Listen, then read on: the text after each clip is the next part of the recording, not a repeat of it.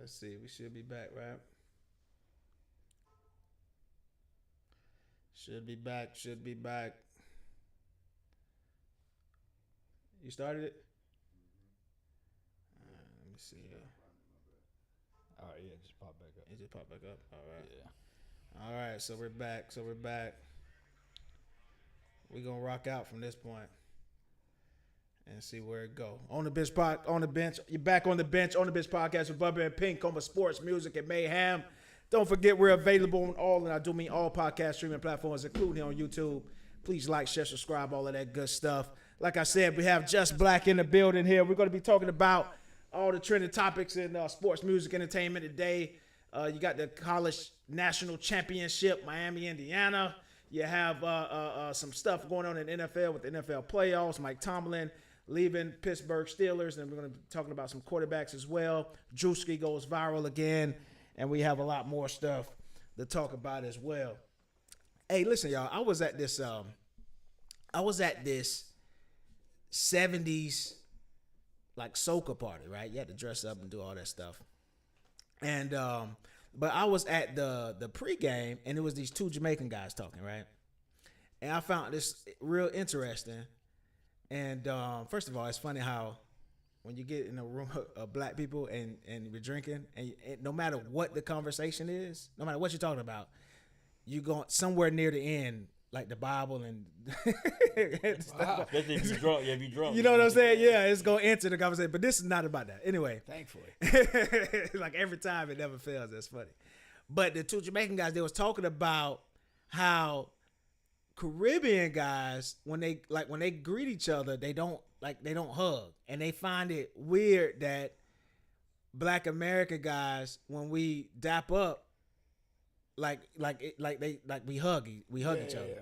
And they and they say when they come over here and they get acclimated to society and all of that and whatever, and a lot of them is coming to the hood and stuff. That's one of the first things that kind of because they don't hug each other at all. They just do like a regular fist pound and stuff like that. Right. And but it got me to thinking, but like really we really only do that in a couple of instances. And Black, tell me if I'm wrong here. I think number one, if it's two friends that haven't seen each other in a long time, I think you're gonna get that big hug, embrace type thing, right? That's one. And I think family, cousins, brothers, some brothers, if you live and grew up together, that may not be the case. But cousins, I think all cousins get the hug. What about Butty Boys? Nah, we're not talking Nah, about that. I hug everyone when I came. You hadn't seen him in a long time. Man, you just told I me. hug people all the time, man. Yeah. I don't hug you because you're not into it. I think it's just you not into I'm it. definitely not into No, it. I think you're drawing the line too narrow. Yeah. Yeah. There's plenty of time like you're like in like the gym at a game setting or whatever. You come in and you dap people up with the little hug action. So they was right, basically. I think they Yeah. are. Yeah, I hug all the time. I ain't gonna lie to you. Okay. Definitely. All right. Now, Caribbean guys are super, for lack of a better term, homophobic. Yeah. So they don't. That's where that stemmed from. You Yeah, so saying. they don't fuck with that at all. They don't fuck with feelings. Like men having feelings. That's like yo, a Jamaican dude could lose. A Jamaican dude's son could get hit by a train right in front of him. He's not gonna cry in front of you. He's gonna be like blood clot. They don't connect with men having feelings, so they definitely not hugging. I think the fist bump is too much. Too much. I don't think I ever seen them fist bump. It's too much. It's too much, man. No, I thought that was funny. They probably was disgusted talking about it. The blood clot wrong with you boys. Your Yankees Had to go Damn take a shower Yankees. after. hugging and carrying on like your mother or something. Jamaican men even women they only have two speeds: disgust and disdain. Disgust and disdain. Disgust and disdain. You ever met Jamaican girls in a Jamaican club? And what's that? What's the disgust? If they like you, it's just disdain. Yeah. Like they feel you out, and then they real aggressive. They do they ask you for a dance, or they don't even ask. Right. They 100%. just grind up. 100%. And then they disgust it if you don't dance back. Well, you don't dance. You don't dance, Yankee. That's funny. Yeah, Oh, man. Back to my days in the Caribbean Students Association. Yeah, white FSU. boy. That's the name, hey, white boy. No, that's good, man. All right. He says we're good to go, pretty good to go here. So I appreciate that, Ann. All right, and well, all right. So let's start because I got a lot to talk about today. I got a lot of energy here. Your feelings? Yeah, I got a lot of feelings to discuss here. All right.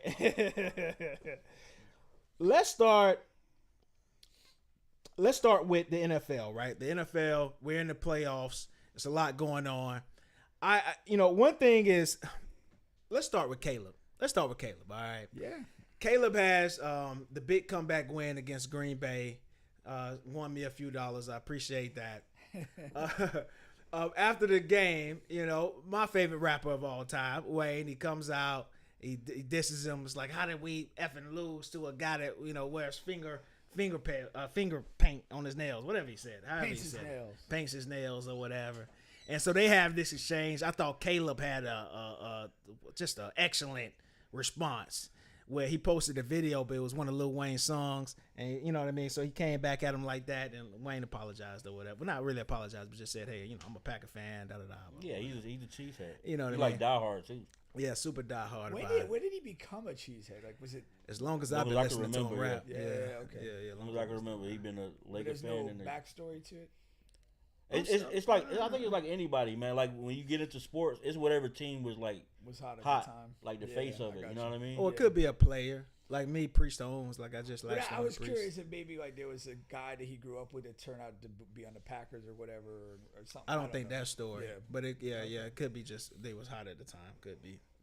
But yeah, man. But Caleb comes through. I just thought that was an interesting backstory, though, man. No, I but thought but what are you thinking about Caleb in that performance, man? I'm liking it. I mean, he was very suspect last year. I mean, he had a couple moments, but overall, it just didn't seem like he was maybe what we were led to believe he was. But this year, I mean, all year he's been pretty darn good. And like in that Green Bay game, it was a great comeback. He had some crazy throws. They've had a couple other comebacks this year too. Oh, And yeah. So They call him the Ice. What they call him? Not the Ice Man. That's Drake album. They call him something because that's his thing. Caleb. He does He's Ice. He's Iceman. I think it is the Iceman. It is Iceman. They call him Iceman. So there's a British soccer player named Cole Palmer, and they call it Cold Palmer, and that's his thing. Yeah. And so Caleb took it off of him. You should, because Trey Young does that too. Cole Palmer, bro. Yeah, because that's Trey Young's Nah, thing. Cole Palmer. Maybe they both got it. Y'all like Caleb though? Caleb's my guy. Caleb's your guy. I was From like day zero. I was never that high, but I got to respect the way he's playing. I mean, I'm I mean, it was a great comeback. It was Green Bay being real conservative though. Oh no, yeah, I talked to Pink on the phone. I think that was a fireable offense by somebody. Somebody. It was like it was like weird conservative. Yeah, they got up big, and there's just no way you can lose that game. Yeah, it's not like they got like a bum at quarterback. I don't understand. You don't play like that in the playoffs. Yeah. Like not taking nothing from Caleb, he makes some impressive throws, especially those couple on the rope. Like he got a fucking cannon, and he's super accurate. But I just feel like Green Bay gave that game away. That's a fair assessment because No, that's it's a fair damn sure what happened. assessment, But Caleb, he's just his arm talent, and you'll hear like whatever the scouts and former players and all of that talk about it. But it's even just as a common day person who watches the NFL and watches football, like you could just see that he throws the ball different than other guys, like on the run, on the move. And like I said, like that's just something I saw early on. Like Pink could tell you, like I was, whatever, junior year, I was like, no, that's the guy right there. But then I even when he did struggle in that first year, I stuck by it because he still showed a lot of flashes. And this is a tricky thing in the NFL because as a fan, as a person who watches, you really have to discern whether, okay, this guy is young, shows flashes, he's going to be really good later, or this guy's young, this is his first year, and he's a bum, and he's just not. He's never going to work out for him, and that's such a thin line.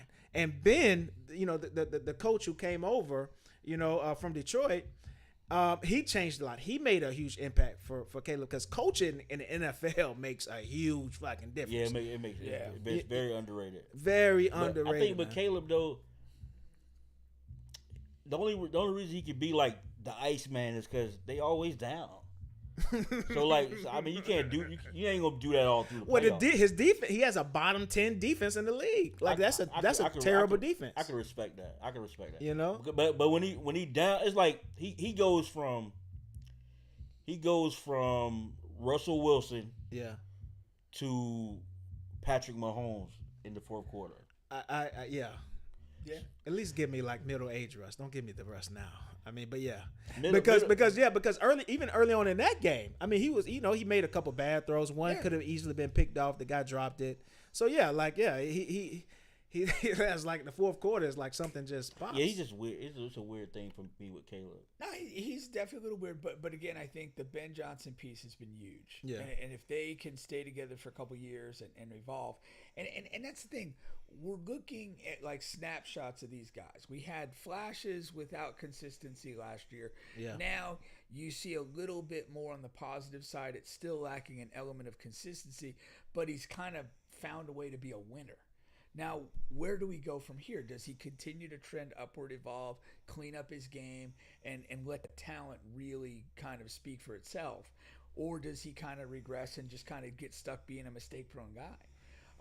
But this is all very positive going into these playoff games, winning them, and just building a confidence and genuine belief in yourself, but in your team and your team in you.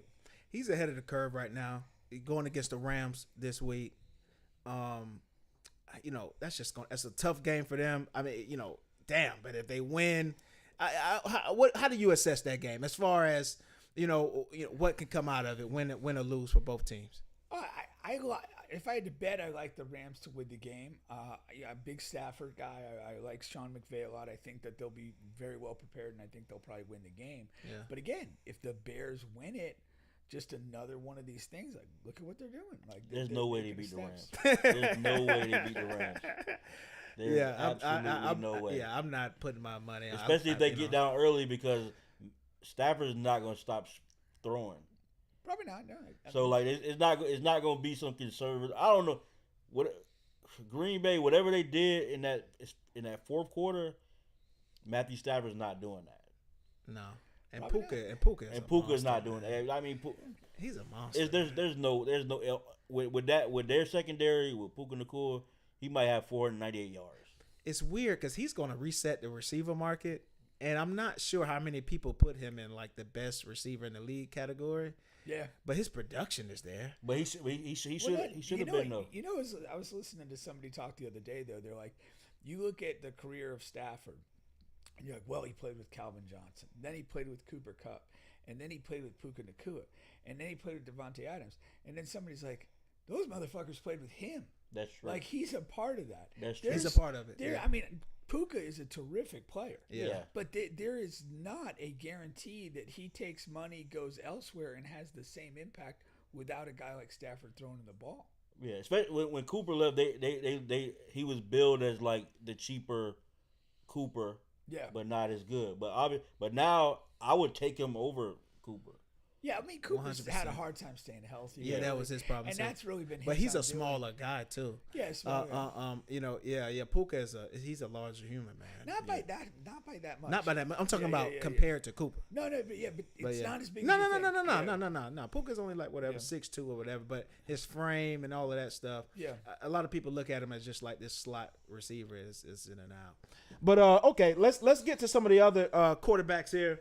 All right, let's get some assessment on that. Well, I mean, let's go to that same game, Jordan Love. Yeah. He's a guy that did sort of the Packers thing where you sit behind a Hall of Fame guy and then it becomes your turn. Yeah. And it started pretty well, but I think we got to ask some questions. Is this guy really a winner? Like, they go super conservative in that Bears game with the lead, they end up losing. How many games have you watched where he, grabs the team by the bootstraps and pulls them across the line? I don't think that many. I mean, you think it's him or you think it's coaching? Or I think a little bit of both, but I think there's questions about what exactly is Jordan Love. I mean, he may be pretty mid, is what I'm saying. I don't know if he mid. Yeah, I'm saying it. Man, I think I don't care who you got back there. You can't be conservative in the playoffs like that. I don't understand it, especially against a defense that's not that good. I mean, I agree with you, but I think if you have that dude, he's not going to let you be conservative. I don't know, man. I think Tim Tebow will get you 189 yards. All right. I think Tim Tebow. Don't set my boy up. You know what I mean? I think Tim Tebow gets you a Cambodian circumcision. Let's let him rest. He ain't dead yet. Yeah, rest in peace, Tim Tebow, man. With Jordan Love, the honest truth is you're stuck with him. You just gotta hope for the best because he's not bad enough to where you're gonna look for a replacement, and he's not good enough to where you feel awesome about it. He's just a guy you gotta just gotta hope for the best. If he is mid, yeah, like how many years of your franchise history do you tie to a guy who's also you're gonna tie his entire you're gonna tie his entire prime into it, which is a disaster. Yeah, but I mean, but that's I don't the know cost of disaster. business. I mean, It is. If you ultimately go, let's just say you go 8 to 10 years with the guy as your starting quarterback, who just at the end of the day he's always going to be measured and found wanting. That's a wasted decade. It is, but you always thinking like, okay, let's give him as much as we can, and that's the idea. My argument is sometimes you have to reject or at least question that mentality. I'm on board with that. Yeah. But I don't. You know the business that they're in. It just doesn't happen, man. Like you just go around the board. Phillip Rivers, I found that comp to be pretty comparable. Like, and you could just go across the board with it. That's if you 15 in the league for 10 years and you got a career, that's probably where you're gonna be. You're gonna be 15th quarterback in the league. Yeah. Maybe a couple years he'll have like an outlier. He'll flirt with top 10. Years, top 12. Right. And then the Green Bay Packers franchise will have wasted a decade. Because he's Andy Dalton. You know what I mean? Like something like that. Yeah, something like that. He's Maybe like, a little bit better, but yeah. That's another good one. I mean, he got intangibles, but I don't understand the conservative play call. I don't get it, man. I don't understand it because he ain't that bad. He ain't right. Now to a guy that has been that bad in the playoffs, your boy Justin Herbert. I like to call him Bo Callahan. What's up with Justin, man? Every analyst before the beginning of the year, they all tell us he's top 3, top 5 in talent, and he's this and he's that. And it's done nothing to deserve it. I don't understand it. He's done less than nothing. He is all of the measurable stuff. His height, his weight, his arm strength, his athleticism. He checks all these boxes. But at the end of the day, there's something missing, and that's why he fails. And that's another thing. Like you got to realize what you have and what you don't have. Right. And I just felt early on with him, he is, he's an empty suit. He's a suit on the rack. It looks very nice. I might look good in that, but you're gonna lose. You're not pulling no tricks. And I don't understand the measurable argument because not all of, but a lot of the great quarterbacks, they weren't like some physical specimen. Perfectly, perfect measurables. No. It's very rare. It's very rare. There's gonna be somebody who's like, oh look, he got arm and he got baby blue eyes and he's tall and he can run. Yeah, and it's like he's gonna be the one. Football just doesn't work that way. Yeah, no, especially at quarterback. Like, and I seen people will be like, no, it's just all these excuses of why he wasn't good this game. It's always a bunch of excuses for him. This year has been offensive line. Yeah. He did. I mean, he legitimately took a beating. He did. He did. And I wonder, though, I do think at some point it can break you. Yeah. But the accumulation of failure and physical pounding, it can break, even pretty strong people by any other standard. No, and I wonder if he's one of these guys that will, maybe just gets a little bit more skittish, a little bit more scattershot with his thinking. When you take that type of beating and every time you get to meaningful moment, there becomes an expectation that you're going to fail, that you're going to shit the bed. No, 100%. And so I don't, I at this point, I will be surprised if he evolves into anything more than we've already seen. A part of the problem that I wanted to make sure, because I know they gave Justin that huge contract like a year or two ago. and we talk about it all the time. And see, they didn't win in the window with the rookie contract. They didn't win in that window. And then you have to pay him the huge dollars, and he's a top 10 paid quarterback. Right now he's what, eighth or ninth. And then so like my point is, when you get to that, you can't complain about what he doesn't have. You're taking the big chunk. So you're not a guy who can win in spite of, and that's kind of what you need when you're these top 10 high paid quarterbacks. You didn't win when you had the rookie contract and could build up the roster. Now you're damn sure not going to win when you're going to have to basically cover holes. 100%. But he's somebody who's going to have a long career. He's like, to me, the way the media treats him, he's like the ugly light skin girl at the party. Yeah, people are just gonna be like, oh, he fine now. If they let him go today, he'll be on another team tomorrow with that same contract. The thing that somebody was saying, one of the media type guys was saying that like he could almost see like an Andrew Luck thing with him, where you have an early retirement. You're just tired of the beating, tired of the failure. You've made a big chunk of money, and it's just gonna move on with your life and keep your wits about you. Yeah. No, I could see that. But Andrew Luck was good though. That is the difference. This guy, he had like 33 yards or something with the playoff game. I agree. And even last year, when the team was more complete and more whole, I mean, he comes out and throws 4 interceptions in that playoff game. Yeah. It was horrible. Yeah. And then he had the offensive line that game. So I don't know, man. What about your guy Trevor, man? Trevor Lawrence loses a tough game. Also, even right before we get to Trevor here, there was something that came out of that game. After the game, the black lady reporter, you see that? Yeah. And she had that message for Liam Cohen. And then afterwards, like a lot of media members and pundits, they were like down on her for about that. Yeah. They were talking shit about it and saying that's not what you're supposed to do. And I see it both. I do see it both ways. I don't.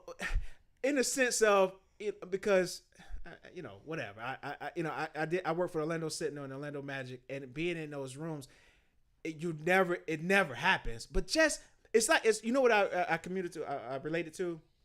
It's like an unspoken rule. It's like when you're up 30 with 25 seconds to go and you go for a layup. Like that's whatever. That's not against the rules. They're gonna count on the stat sheet. But it's a reason why the other team gets angry and upset. It's like an unwritten rule. Yeah, really. I'm not a unspoken rule. I'm not a huge unspoken rule guy. Yeah.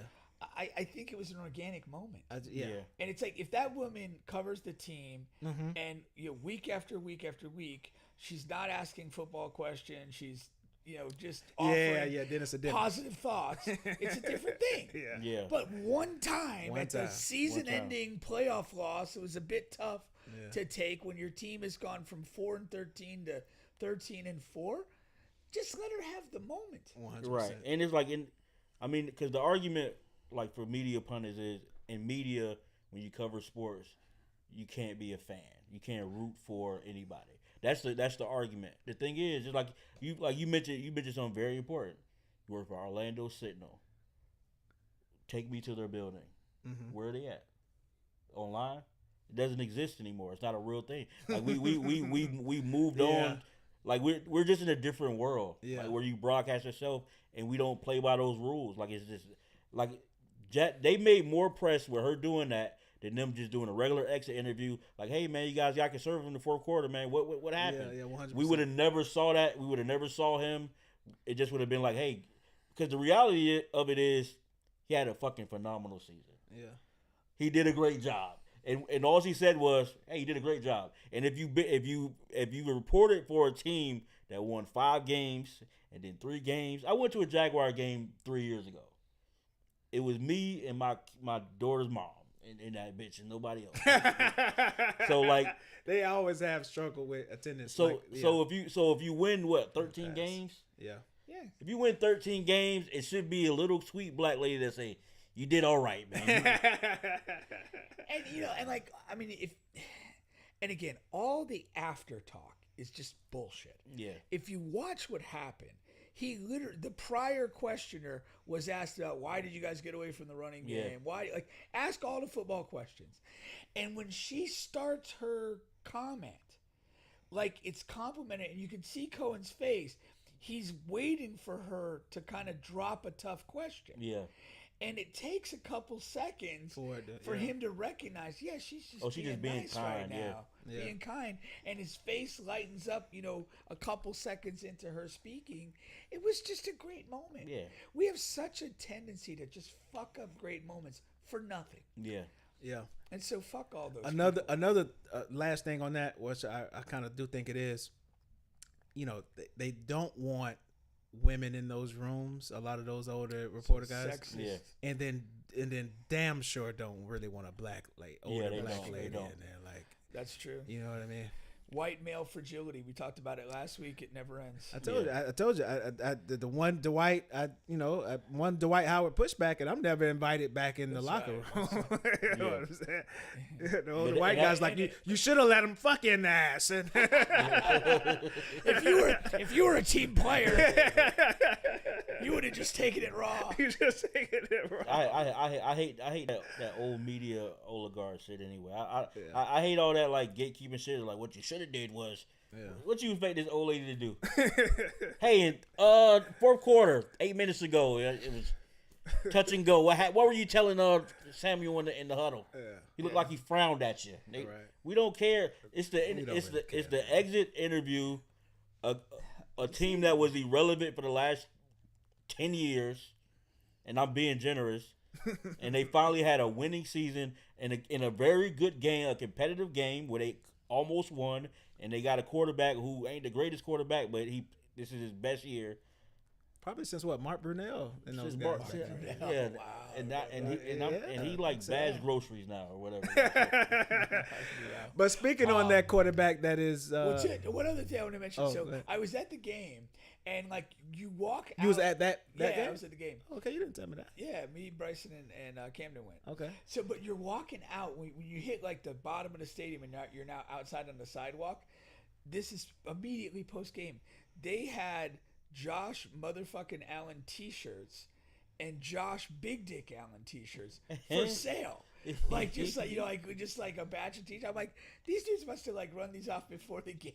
And they probably had like some exact ones for Trevor Lawrence. People were buying the Big D Josh Allen shirt. I didn't see anybody buy it. And it damn sure wasn't going to be me. You got to support. You got to support the hustle. Man. I support the hustle. Where do you wear that thing? Yeah, I have no idea. But going to Trevor, and it's just he has a little bit like Herbert. He has a lot of the physical talent stuff, but he just fucks you. He just, honest to God, fucks you. But he's pretty. So sometimes you let those people fuck you. If you're into white guys with dumb faces, I'm not into white women either.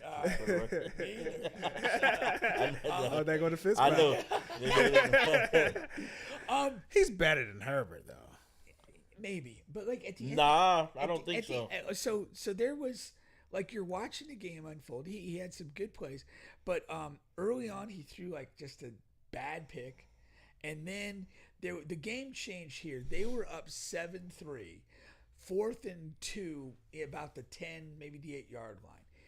He runs it, and he does the thing where you kind of like fall and lean, and he falls too early.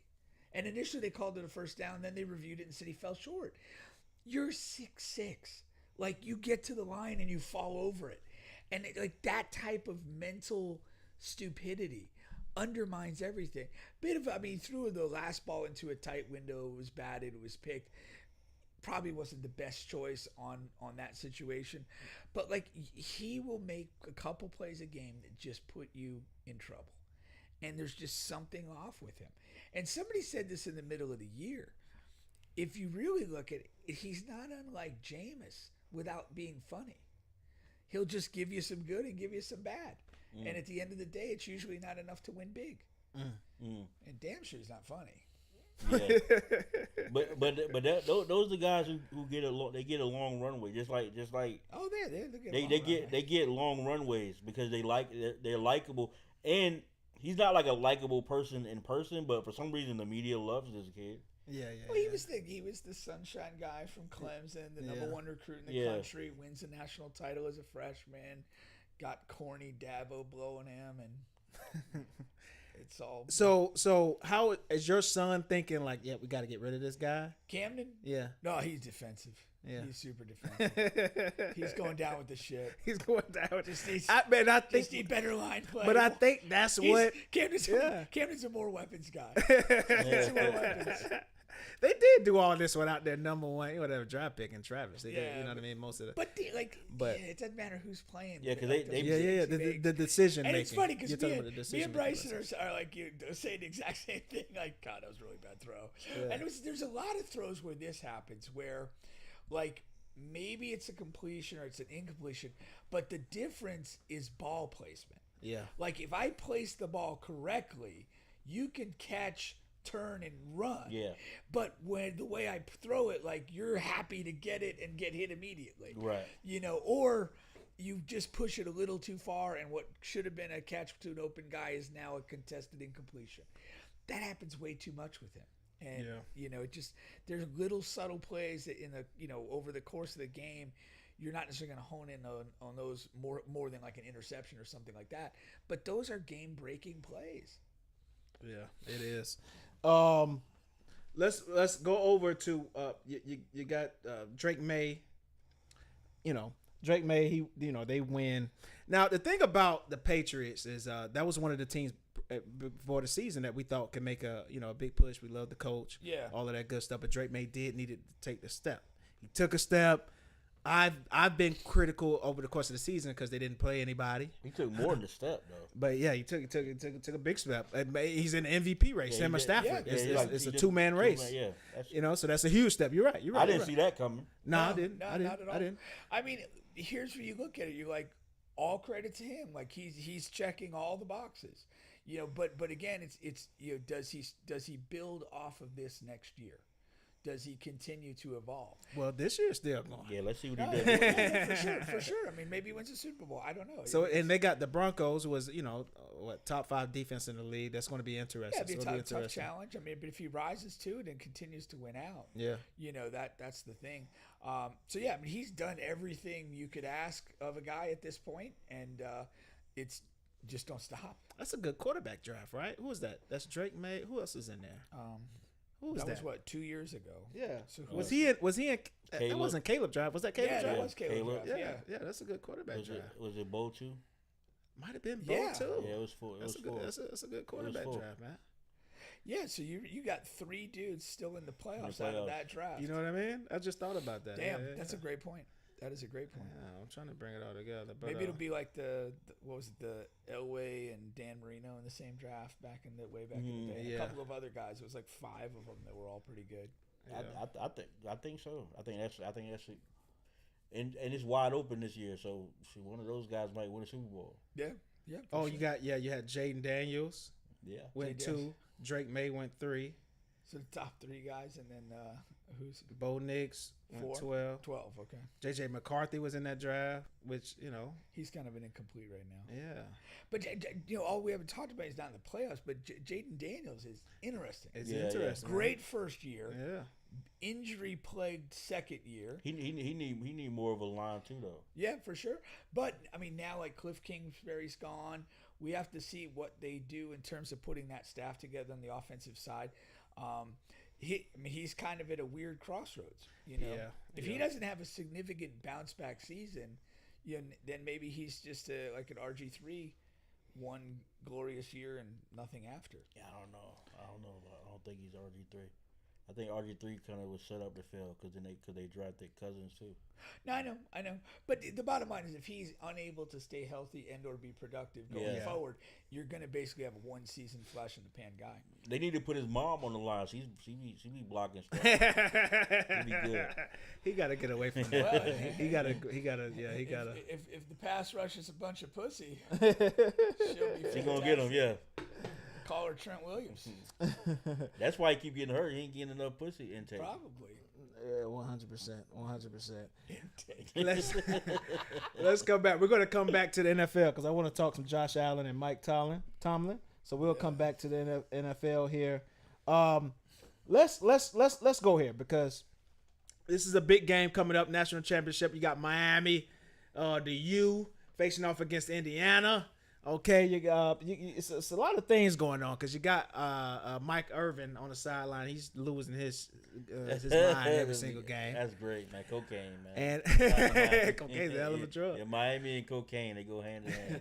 And of course, we're in Florida, we're in Orlando, so it's a lot of Miami fans. They're excited, saying the U is back. One of my coworkers got a ticket to the game. Oh yeah, he's a Miami guy. He's a Miami fan. She's a Miami fan. Yeah, man. So they're going down there to tailgate and going to the game. And then on the other side, you got the Indiana, this monster who's killing everybody, and the coach. Everybody loves Cincinnati and all of that stuff. So what did you take? Because you've been pretty accurate on calling these games and just going off your feelings. What? No, I think. What you think about this game? I think Indiana wins. Yeah. I think they just don't make a ton of mistakes, and they punish you every time you make one. And they're a super experienced team. Their average age is 23. Yeah. Wow. Their quarterback went to school with Aaron Rodgers. I had to think about that. Yeah, and they've literally have a very deep, very talented, very experienced team. They're extremely well coached. He's locked in. He's they feed off of him. They're a machine right now. Yeah. And Miami is, they're very good. The defensive pass rush has a chance to fuck up the game. I think that's their best chance, is somehow that pass rush. Those guys just have to irresistible, go crazy. And just really kind of just screw everything up. But Indiana's so balanced. I mean, they run it with power, they run it with speed, they throw it. They really don't have a lot of vulnerabilities. And they haven't given us a lot of data to suggest they're going to come here and turn it over 3 or 4 times. Yeah. That would be the biggest surprise of anything. And Miami's games have largely been close and very competitive. I thought Ole Miss got screwed on the pass interference at the end. I mean, I hate that, man. I don't know. I hate that we call it over the course of all the game, and then at the last play of the game, it's like, no, we don't call that. That's so fucking. It's just so weird to me, man. Yeah, even if they do call it, they get another play at 20 yards up. It's not like the NFL No, where it's not like the NFL. So it's like he still got to make another play. You know what I mean? So like, we've seen him make a ton of plays. That's though. true. And I mean, again, he made that play. It was pass interference. Give them another shot 20 yards up. They either make a play or they don't. They don't. You're not handing them the game with the penalty. No. I mean, they both were fighting though. They were fighting. They was fighting for. Nah, Black, don't do that. They was Black. fighting for 9 He was yards. holding him the whole way, he never let go. They boxed for like 9 yards. No, they did. There's no boxing. But anyway, that was one guy riding. Pause. Yeah, facts. Now It's a Miami players. No pause. if Miami does lose this game, Yeah. is that still an accurate statement to say the U is back? I mean, yeah, I think you have to acknowledge. I mean, you get to a championship game. I don't know about back, but they relevant again. Back is different because in the 80s they won like 5. You know what I mean? So Yeah. like it's And hard. into the You 90s. got to win one to be back.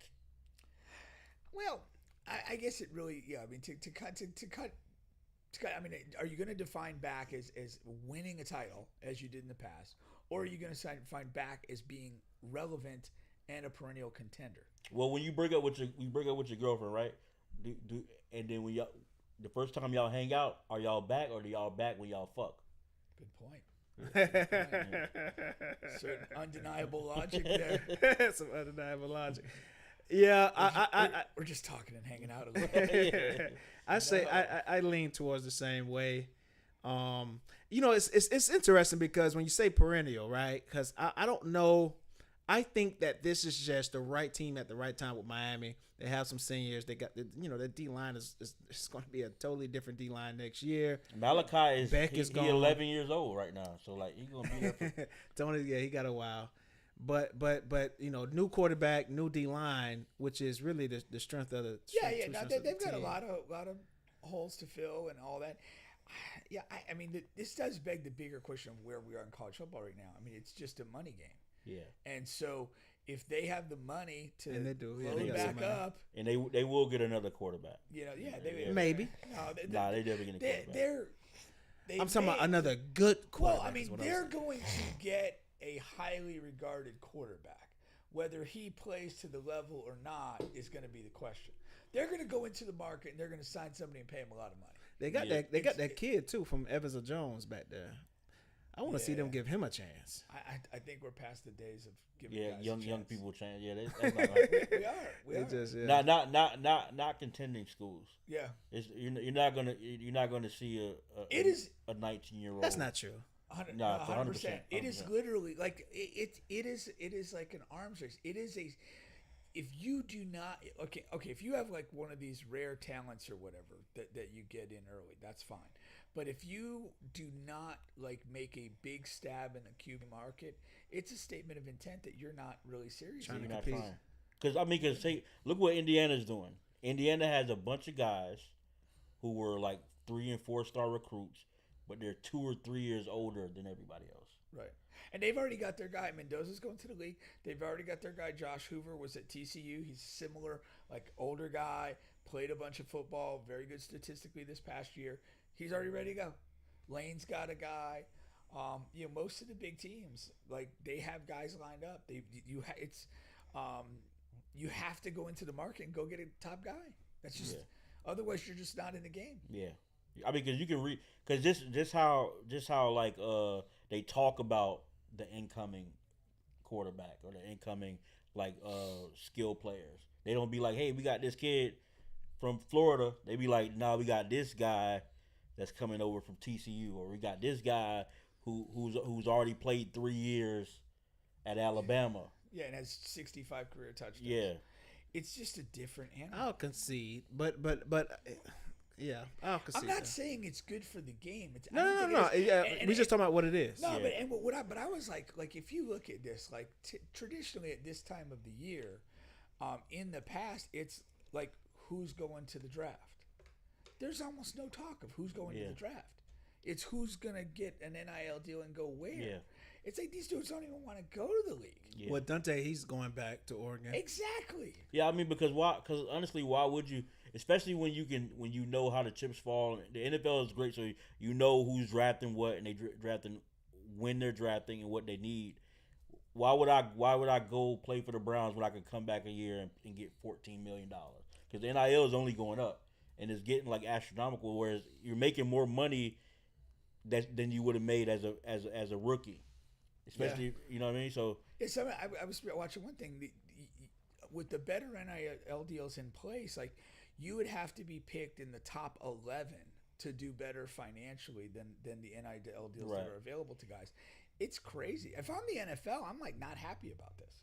Yeah, and eventually the NFL will nudge the pendulum where that it fits them better, because right now it doesn't fit them. No, right now.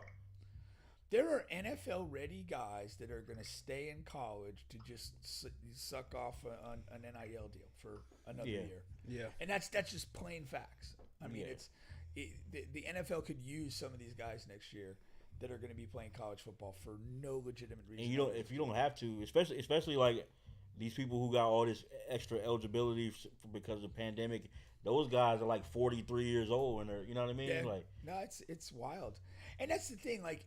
It's really safer too, because you're already an established quantity in the college game.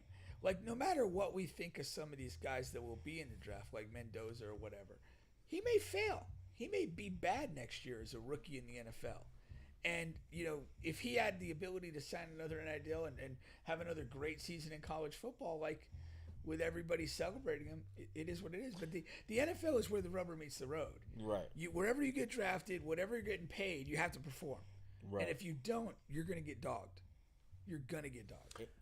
So do they start back look? Because maybe it's not so much the NIL. Maybe those guys are looking at the teams who are drafted.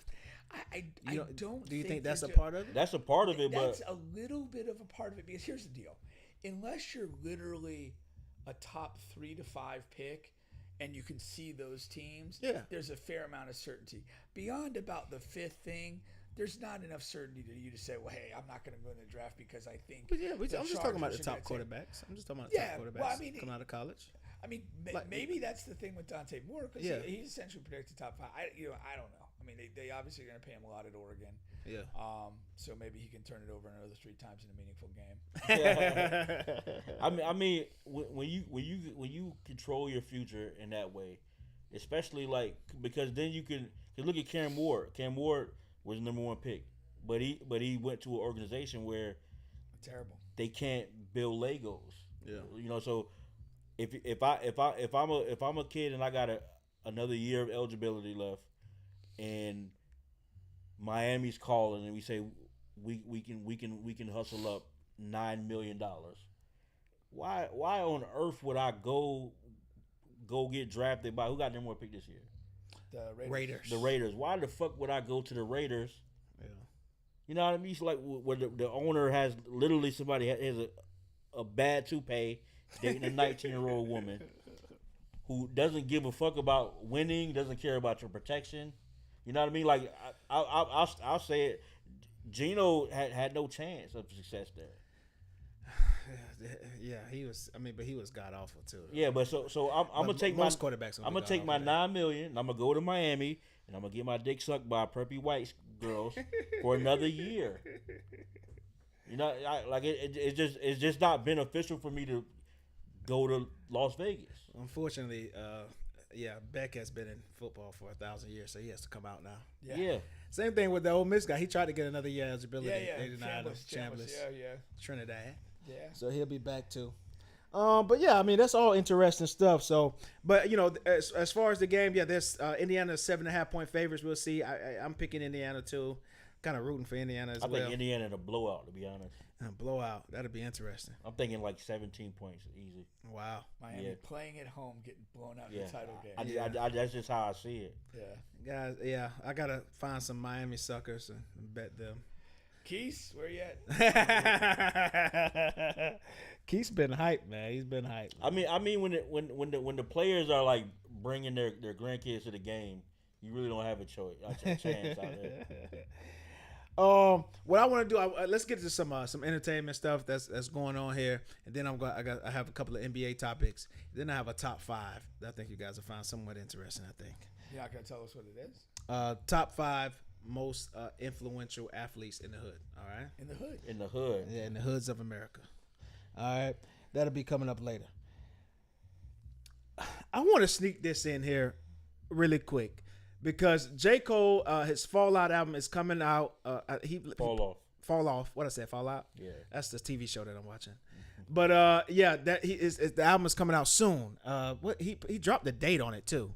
But he also dropped the song, Dish 2, Track 2, today. And, you know, my thing about J. Cole is I really love J. Cole. J. Cole is one of my favorite artists that I listen to.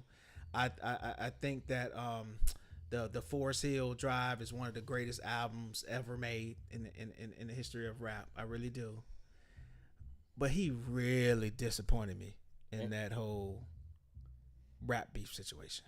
And I think he took a couple of knocks. He just had to for that. And even in his rollout here, he still has the same talk. And I don't think you can have that same talk that he's been having his entire career. I don't see it that way, though. I'm better than everybody. Can't nobody out rap me. If somebody stepped to me, I'm going to do this and do that. It's not true. It is, though. A guy in your class and hemisphere stepped to you. Yeah, but you were a coward. I don't think he was a coward. He was a mother coward. No, I think actually history will be kind on J. Cole. It will because I think most people are cowards. No, it's not even because he's a coward. I think J. Cole realized that this had nothing to do with no rap shit. It had everything. It's only had to do with rap shit. Nah, man. He's fooling y'all to think like, I was gonna bend a corner in California and Kendrick Lamar was gonna come and shoot me with his gun. None of that was gonna happen. But that's not his Nobody is gonna die from this. That wasn't his argument. It's though. only rap. That wasn't his argument though. But what's the argument? They start talking about pedophilia and beating your wife. Like that was with Drake. That's what I'm saying. I think. So he fondling kids? No, what he's scared about what they gonna dig up in his past? No. This is what I'm saying. I think J. Cole assessed the situation and realized that you guys are fighting for real, and I don't want no parts of that. And them guys are just rapping, man. They not just rapping. They are. There was a lawsuit involved. They not just rapping. That wasn't against Kendrick. That was against the record label, and you know that. Yeah, no, I do know that. But what I'm saying is, it's a lot of red tape that it was deeper than just rap. Where they genuinely. But that's rap battle. That's what it stands on. So if J. Cole don't know that, don't talk about it. No, but J. Cole is approaching it as like a competitive standpoint. I rap better than y'all. It's not like I hope your best friend dies. It's not that. It's different. So like if you J. Cole is very there was a clip that came out with Money Long, right? Money Long was talking about how she was like, because Money Long is a songwriter, of course. She's an artist, but she's mostly known for it as a songwriter. And she was in the studio somewhere, and she was like talking about somebody else, and she was just real negative. And she said J. Cole just politely got up. He didn't say nothing about it. He just left the room. I heard that. Didn't say nothing because and she realized in retrospect, it's like, yo, the energy was negative, and he didn't want to be a part of that. So like it's a difference between competitiveness and just vitriol and hate for each other. Who in the hell has ever had just a competitive rap battle? That does not exist. It does though. With who? I know you'll have to research. I know I'm actually off the top of your head, but I mean, like, what about Eminem and Clarence? Clarence parents had a real good marriage, but listen, so how I look at it is like Drake, win, lose, draw, whether you like him, hate him, love him, he steps in the ring no matter, every time his number is called, he steps in the ring. And J. Cole, when his number is called, he throws the phone out of the car window and goes to T-Mobile to buy another phone. No, I think that is cowardly. I think Drake entered it with the same kind of sentiment, like, okay, we gonna battle for rap supremacy. Yeah. Kendrick Lamar is a little evil, hateful little person. So like he literally in his bars he said, "I don't like you." Right. I don't have a legitimate reason. I just don't like you because I don't like the way you are, the way you breathe, the way you dress. I don't like what you represent in the culture, which is pretty hypocritical. But that's another conversation for another day, right? Like I'm here for that part because I'm on the other side of the I don't like angry Kendrick. I didn't like when he put GNX out. I didn't like that. It sounded real angry. I didn't like that album. But people, that's the energy people like. Like the fans like that. They don't care. They love it. If you listen to like Kendrick Lamar's gripe and beef with Drake, is I just don't like you because everybody loves you, 100%. which is some hating ass shit. That's pretty. And by definition. And I think, especially with J. Cole and Kendrick, like J. Cole and Kendrick, at a point were really close to the point where they were were flirting with the idea of putting out a joint album. They came up together. They toured together real before Kendrick was like a star. During Section 80 and J. Cole was starting to bubble, they were really close. So, okay, and then with all that, Kendrick called you hot. Right. So I think when it comes to a point where you my friend, even if you don't feel the same way, like you could be like I got people that I grew up with and I've considered them my friends and I love ones, and they have like a hate or vitriol for me that I don't have for them, and I'd rather bow out than to go back and forth with them. That's some Jesus like shit.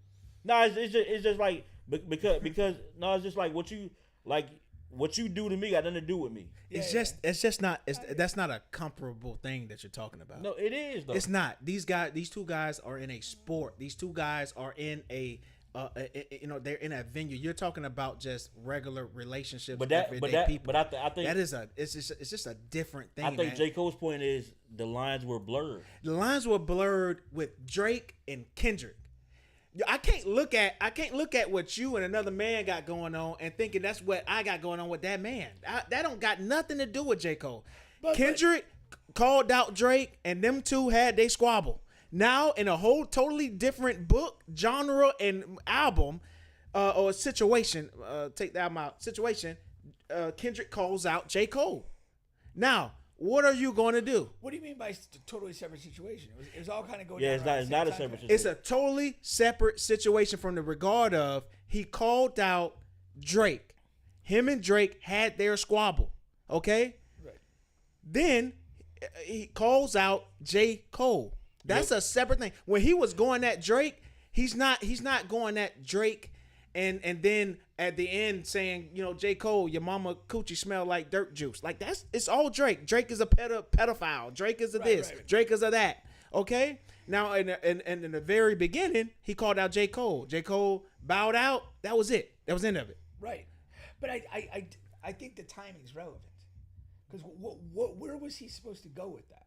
Yeah. He was supposed to enter the ring, and like he said in 1,000 billion songs that he has, if any man steps to me, I am the killer. I am this. I am. Don't nobody want to battle me. Don't. I am this. I am that. That's like a person in basketball.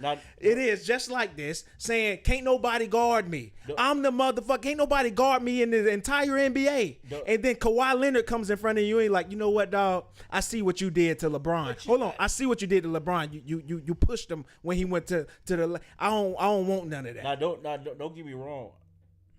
Your sentiment is valid. I understand your point of view. What I'm saying is, from a J. Cole standpoint, energetically, just not on that, and I can't fault him. Well, stop talking about it. But I still think, going back to the battle, like it's a 3-person battle. Yeah. It's that alone's awkward. And two of those people have real smoke with each other.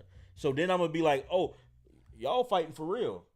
If I was in it for the have a good time thing. But This isn't like it's not a weird thing. This happens in music all the time. No. They just had 5 guys make a diss track on 50 Cent literally just last week. Yeah. This happens every month in rap. But this is not like something like Wilt Chamberlain scoring 100 points. This happens all the time. But that's it's a different. So even that is a difference between those 4 guys making a diss song on 50 Cent who they don't have a real issue with and probably have only seen him in cordial beginnings, as opposed to him and Ja Rule having an issue. If like where we have an actual issue where it's on site, like if I see you, I'm gonna punch you in the face. Yes, and you see how that is a separate issue. How 50 Cent has that with Ja Rule. Yeah. And those guys can still come at him because they're saying that they're the best. You know what you're saying what I'm saying. No, but this is the thing though. If the three of us get into a debate about sports, right? Yeah. You guys have a debate show. It's on the bitch Bubba and Pink, but for some reason the paperwork ain't right, and you guys ain't been splitting the money. You've been pocketing the money and spending it on jackets so you can wear it with no shirt. and Pink at the thrift store. And Pink been holding it in, but he like, this motherfucker coming here with a shirt without a shirt one more time. And me coming in, I don't know none of this. Yeah. So I'm coming in thinking we finna just argue about sports, and whatever we talking about is none of your business. You be like, Pink, that's why you snort crack. And I'd be like, whoa, where did that come from? I thought we were just talking about Ja Morant. Then I'm going to be like, you know what, guys? I'm going to let y'all handle y'all business because I didn't come here for that. I came here to argue in good faith about sports, where it's an argument, but we're all in on it. Yeah. So it's different than just being like, hey, we here to argue about sports, right? Stop being a bitch. And it's like, nah, because y'all got something going on that I ain't got going on. No, like you said, like you see my point. I do see your point, and like I said, I like J. Cole. So I'm gonna listen to this album. And did you like the song, the first song? Or? This song was awesome, man. He showed his skill. You did all that to say that, make it. I like J. Cole. Like I said, Forest Hill Drive is one of the greatest albums in rap history to me. Like I like J. Cole. I listen to J. Cole. I listen to Kendrick. I like Drake. People would be trying to argue with me, and I like all 3 guys. Like you know what I mean? They wanted me to pick a side.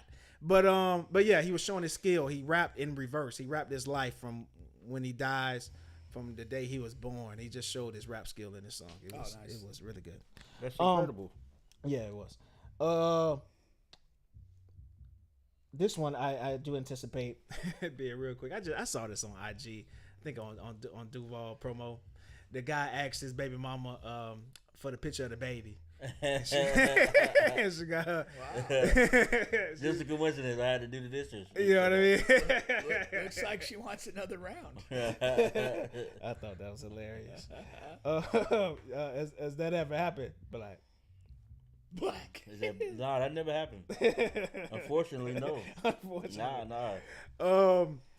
Another thing that's really trending out here is Druski, man. So Druski takes heat from this brand new skit from the mega churches. Have both of you guys seen it by now? Nah. It's fucking hilarious, man. I was just talking about it. I thought I was on another podcast talking about this. It's fucking hilarious. It's hilarious. He's basically just making a farce out of the mega church and the pastors.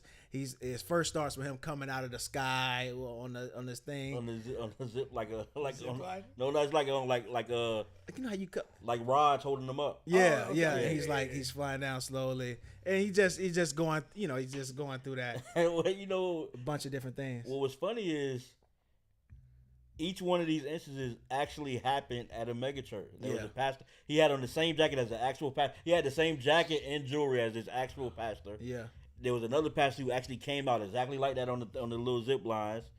So And it's all based off of real stuff. Yeah. yeah. Nah, But you know, a lot of people's like, oh no, it's not funny, and he's making a mockery of the church, and this and that, and you know, I find it hilarious.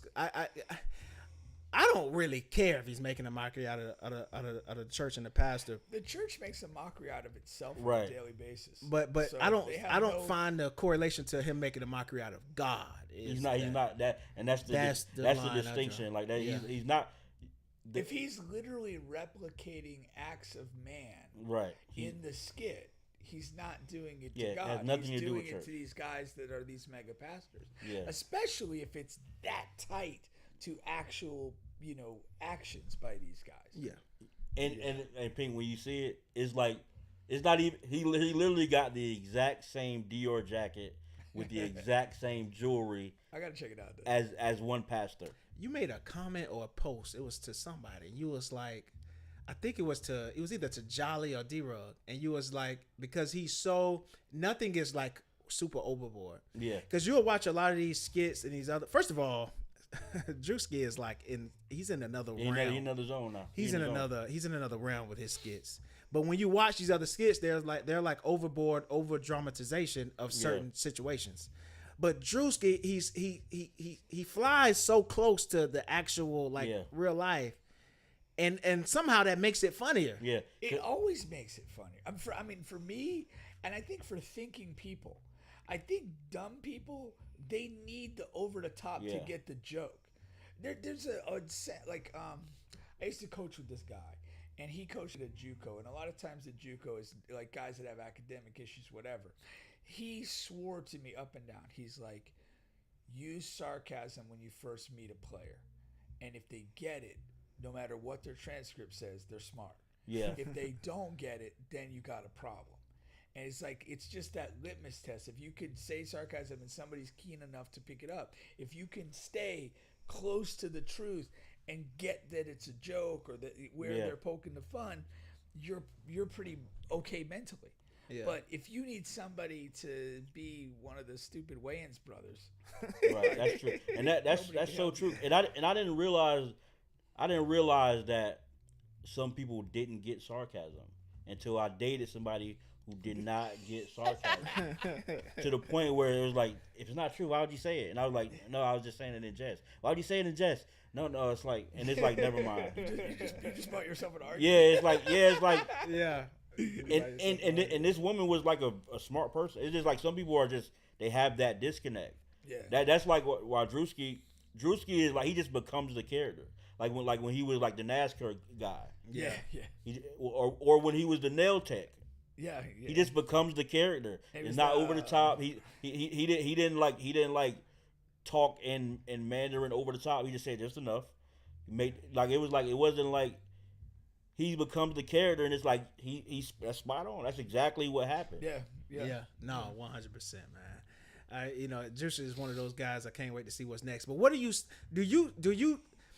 see the best of Druski, like the height of his prime, being where he's at, like right now, elite skits? He got his own, whatever the shows that he come out with, or do you see another progression into like linear TV sitcoms, movies? For sure. Do you see that? I think because he can become. I was telling somebody this the other day. Like he's like Will Ferrell level, but he's better than Will Ferrell. Whoa. where like, and I know that sounds crazy, That's but heavy. if you go back and watch the skits, it's like it's the subtle nuances of what he's doing, where it's like a thought out, like when he's doing the pastor thing, he's counting the money, and he got like melodies from heaven playing, like he got like a gospel song playing in the background. You got the monster cans knocked over, like these are like nuanced, like thought out. The joke is in the joke, but it's like I know this pastor that he's pretending to be. I know this pastor. Yeah. This is a real thing. So it's like it's well drawn out. It's well written. It's like without putting too much on it. It's like when Eddie Murphy's a character. You know what I mean? Like where it's not like the guy I was thinking of is Sacha Baron Cohen. I like Sacha Baron Cohen, But like the way he can inhabit a crazy character, Yeah. but play it in a way. I think what Druski does is similar to what Sacha Baron Cohen does. To me, Right.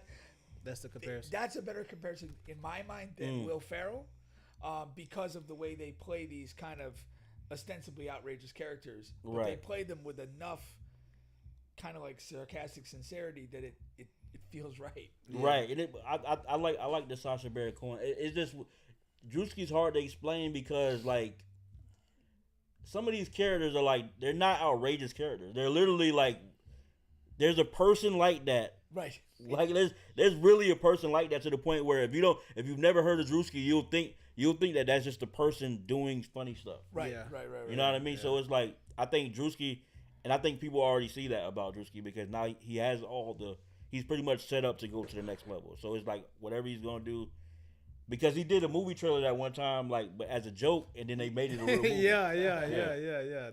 Which it didn't come out. It was yet. almost like Death at a Funeral, but it had a spin. Right, It has a right. spin on it. Yeah, where he had like Theo Von and all, and then Yeah. somebody saw that and said, "Let's do that for real." Yeah. No, that was super dope. Super dope. All right. This one here is going to come with a video, but I'm moving on to Stephen A. Smith, right? Because this isn't new, but there's always been a sentiment of like Stephen A. is a Uncle Tom, or Stephen A. like doesn't like, the black community doesn't like Stephen A. and all of that. So these are two people, only one person talking about him, but then you'll see the other side. There's Don Lemon. What's his name? Pink? Don Lemon? Yeah. This is going to be him talking. All right. Oh, okay.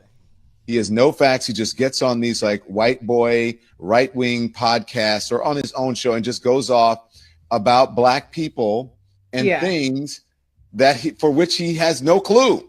Yeah. And he thinks because he's doing it like this, that people are going to listen to him. What's wrong with you? Shut up. I'm like, what am I watching? It's just shocking to me, this sort of cozying up to white people. And it's got to be for the money. If I became a black conservative, I would be rich, like a gazillionaire. Or if I just went on and started like bashing black people just to bash them. And it seems that's become his stock and trade, to make excuses for white people and to cozy up to people like Megyn Kelly. He's one of those black people who white people think black people like, but we don't. And Stephen A. Smith does not represent us. Black people don't want to hear from him, networks. We don't like him. That was heavy. It's true. There's nothing heavy about that. There's nothing heavy about that. I disagree, man. not really I disagree. Not at all. There's two things here, right? First of all, and I'm gonna say this now while I'm broke, so they can't be like, he's pandering to white people. Black people have this thing where if you disagree, then you're pandering or you're cooning for white people. Or if you have a discourse with a Megyn Kelly, that means that you're allowed to have discourse with people that you disagree with, and you're allowed to agree with things, agree with people about things who normally you disagree with. For some reason, first of all, it's two things that it's not black people don't like Stephen A. Honestly, most black people, we're indifferent to Stephen A. We don't love him, we don't hate him. Bingo. You know what I mean? So, but somebody like Don Lemon, he feels like he's at the level or in the space with the Stephen A, or he's probably better at his job than Stephen A. But Stephen A is the face of a network, and he makes $20 million plus a year. And Don Lemon works for his YouTube channel right now. So there's a level of jealousy that comes from that. And then if he speaks about, and then when he speaks about, like they had a problem when he spoke about Jasmine Crockett. He disagreed with something about Jasmine Crockett, and I don't agree with a lot of stuff Jasmine Crockett does. I think that she's an identity politician, and then people like her because she's a black woman who's like sassy, and I'm flipping my hair, and then she's doing, and people, and if you disagree with that, then you hate black. Like it becomes this whole thing, and so, and I've seen the things that they go against Stephen A. about when he talks about like a black politician or just politics in general. It's not anti-black. It's just I disagree with the status quo, and I'm not even like a Stephen A. apologist. So when I see shit like that, it's always people like Don Lemon, these like pseudo intellectual people. Where if you disagree with the status quo of what we pseudo intellectual black people think is the right way to go, then you're stupid, you're ignorant, or you're cooning for white people. And I don't see that. A loud black man in a big ass suit is like the most not white thing I've ever seen. I just think that I've never liked Stephen A. Smith. He's a shtick guy. The yelling, the carrying on. I just don't like him. Then he has, I don't know, like within the last year, 6 months, whatever, he's kind of shifted into these political commentaries and things that he really never was engaged in before. Right. And definitely that's going to feel to a Don Lemon type or Joy Reid who's in that thing that like, dude, you're out of your depth. Because that's their life's blood. That's right. what they've been. I've been saying, I'm an expert in these things. Yeah. You're a sports and you've guy. been doing sports for 30 years, and now you're going to slide into this because you have a big platform and a big contract with ESPN. And that's still there's hate. definitely going to be resentment. That's still hate. There's going to be resentment for it. But I don't think his opinions in this realm are very good or well-founded. And now that is fine. Yeah. You know what I mean? From an objective standpoint, you be like, I just disagree. I think that's because some things Stephen A. says, I can either agree or disagree. I don't get too crazy into politics. The things that he says, I look at it. I look at people's opinion based on where they are and who they are in life. But He's a 55-year-old black dude who makes 8 figures. right. But the other thing is, I mean, he is kind of intimated at run a political office. Yes. He's thrown that out there. Yeah. And Because not everybody can do it. Shout out to Trump. fuck Trump. And for real, till death do him part. But I think that's the thing too. Is I do think he's out of his depth. I think that he's doing this pivot for very deliberate reasons in his own mind, and I don't have much respect for his attempt to do that. And Is he qualified to run for anything? Absolutely not. now I don't disagree with out of his depth. I don't agree with it either. But what I will say is there's a lot of people who are out of their depth, especially when it comes to political talk. But what I don't like about what Don Lemon is doing is they don't say these things when it's on their talking points. So if you say he's out of his depth, you have to say Charlamagne the God's out of his depth, which I'm a big fan of Charlamagne the God, but he's out of his depth. I like Charlamagne the God, but he's out of his depth, right? He's not out of plastic surgery. what's the woman they used to have, Tesla Figaro, who's like this big like political pundit for black people. She's normally out of her depth. So I don't know. You probably, since you don't like Charlamagne the God, you probably don't follow Breakfast Club. But they used to bring, like, with this new revamp, they used to bring Tesla Figaro on all the time via remote. Whenever they had like a political like somebody running for president, and every time she would do this angry black woman talking points, and then every Republican pundit that came on would just destroy them with facts and concise talking points. Not even right. It's just that they just had a prepared talking point, and hers were just regurgitated talking points. So when you get past that first layer, you look out of your depth. Yeah. So when you say if you gonna speak that way, Don Lemon, you have to do it on our side too. So we're keeping everybody honest. If you just do it because you feel like he's more Republican leaning, then that means that you're just Democrat leaning, and you're doing the same status quo shit. And that's why I don't appreciate it. I do think there is a legitimate point to be made though, when you have it. It's with Stephen A. the pivot he's made. It's with Candace Owens and a lot of these other cunts that you as a black person, when you say these things, you are making it even further. You're endorsing it to white people. because you're always giving the black reference point for white people to say, "Oh, look at Candace Owens, she's black. Look at Stephen A. Smith, he's black. This is all okay." Now, and here's the thing: if we're in a normal political climate, it's not that bad. It is what it is. But we are in a third world country, and to give any further leverage to these people is absurd. Now I understand that. I understand like that argument when people say that. But what I will say to that is it's very important that we don't say this person speaks for all of us. Because we're the only group of people that have to do that. Right. Stephen A. don't speak for me. He don't stand for me. And Candace Owens, I can look at somebody's argument and objectively hear their argument. And Candace Owens makes valid points. But also sometimes Don Lemon makes valid point. But also the thing about especially when you delve into that realm of politics, it's always agenda based.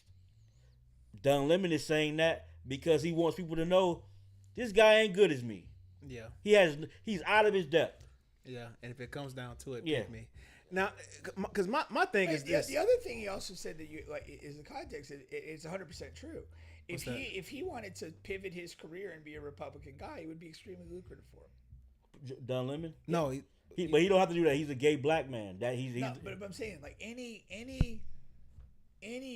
black person that has anything going on, if they want to pivot to the Republican side, they will be rewarded. They'll be rewarded, but they will never be welcome. But you can pivot the other way too, which is what a lot of people will do.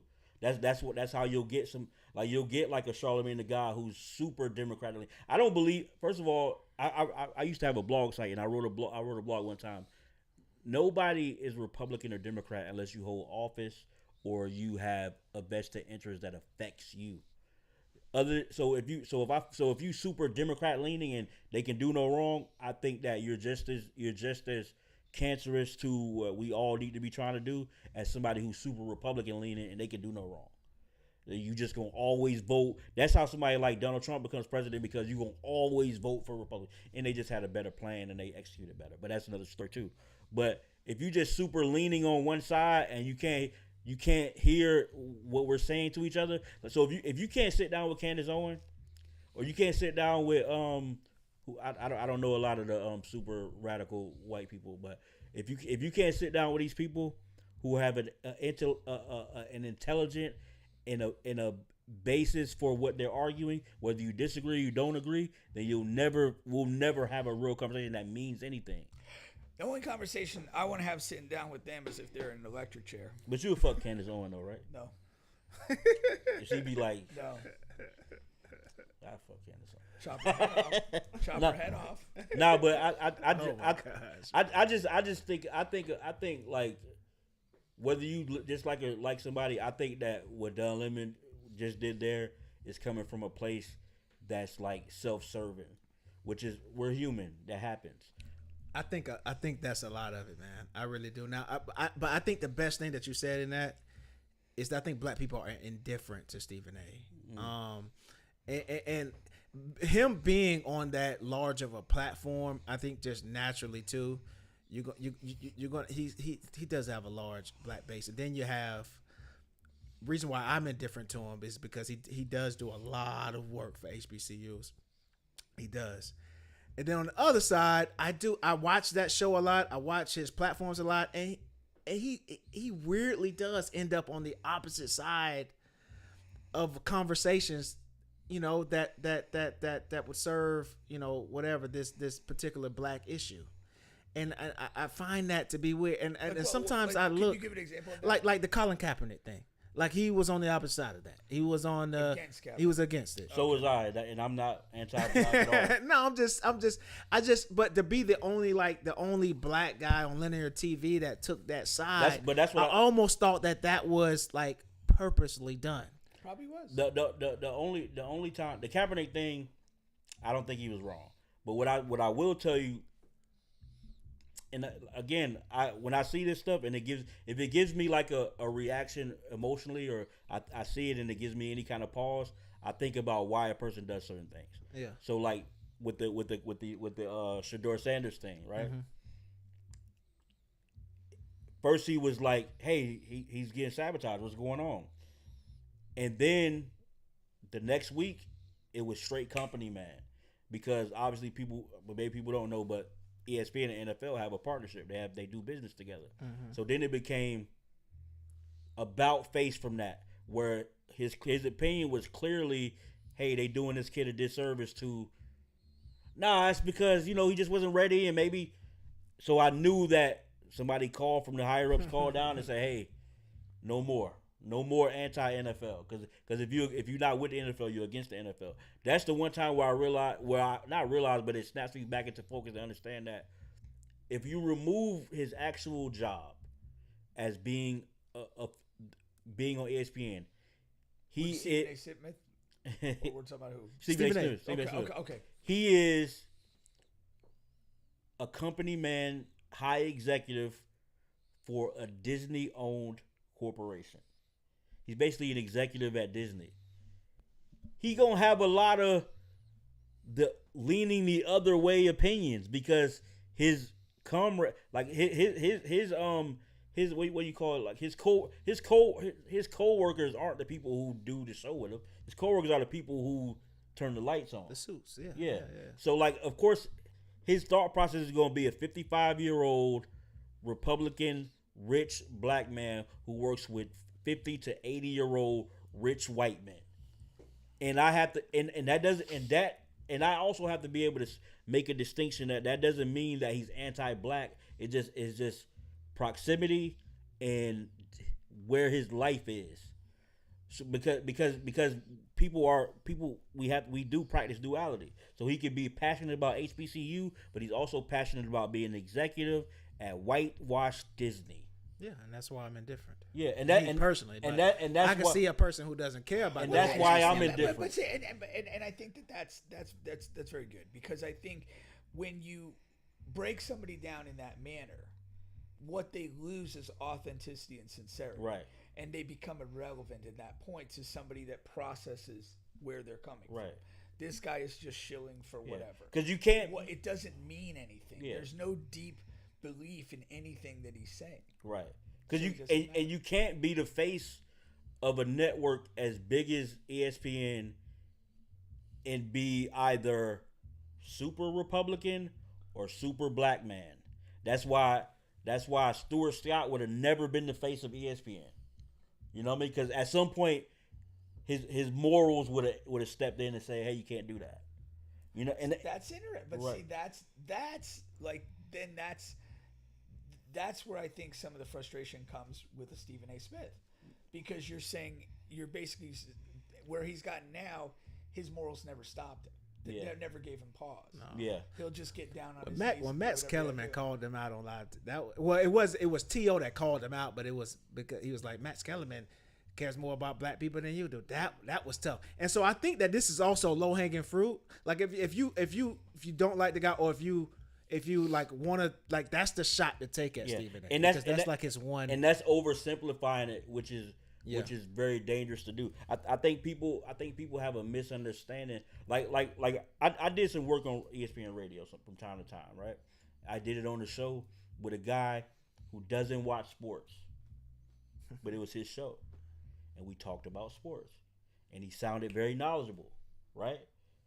But he doesn't watch sports. So, but he worked for ESPN radio. He had his own show. His name was on the show.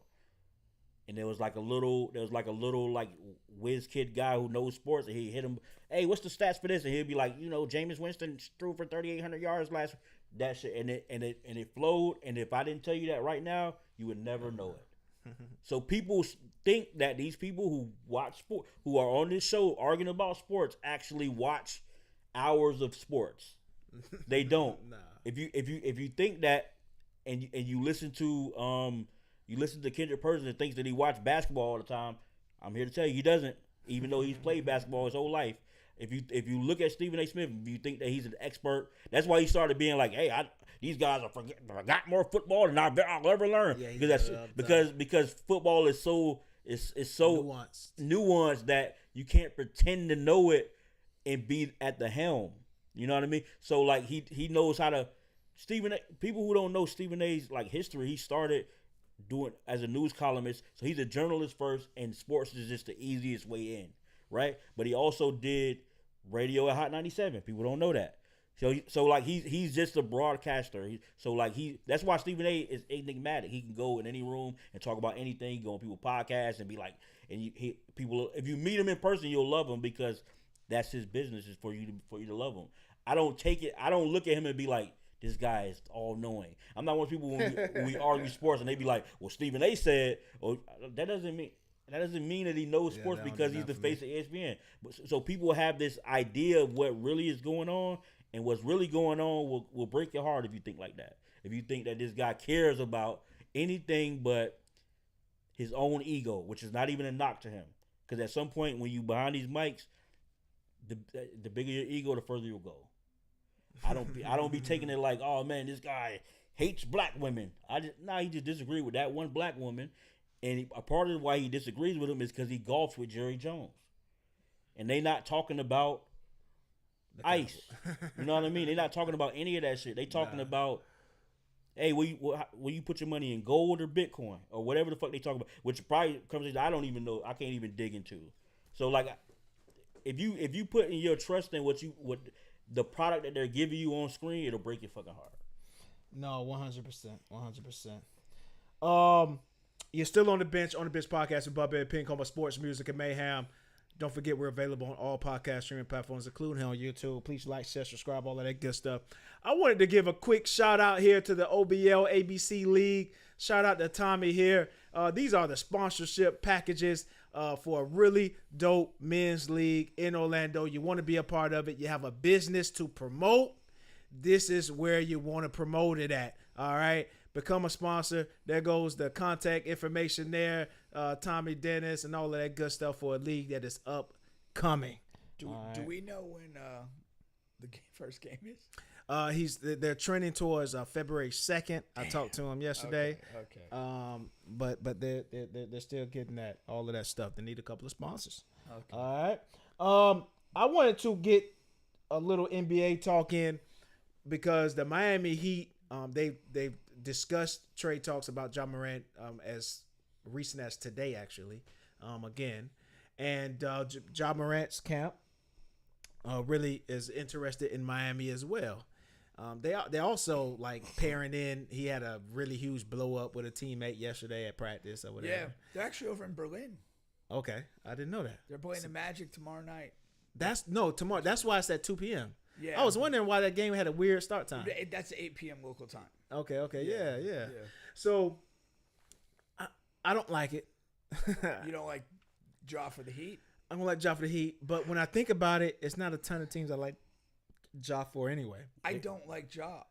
I don't like what he is right now. They say Ja Morant just bought a $3.2 million house in Miami. For real, that too? Yeah. So all signs are pointing. That's via Bleacher Report. There's becoming a sense of the inevitability of that. I mean, Miami's desperate for that's the problem. Attention. But as an organization, like desperate, you just can't be desperate. They've been holding out for whatever 5 or 6 years for this. They've been holding all of their their assets for this huge trade, which are all rumored to be Giannis. Yeah. Remember Giannis that came down here was like, yeah, I would love to live in Florida, blah blah blah, and they have been holding this for years, and now it's just like, well, we don't know. Well, Giannis is screaming "F you" to Milwaukee fans. Like you're almost here.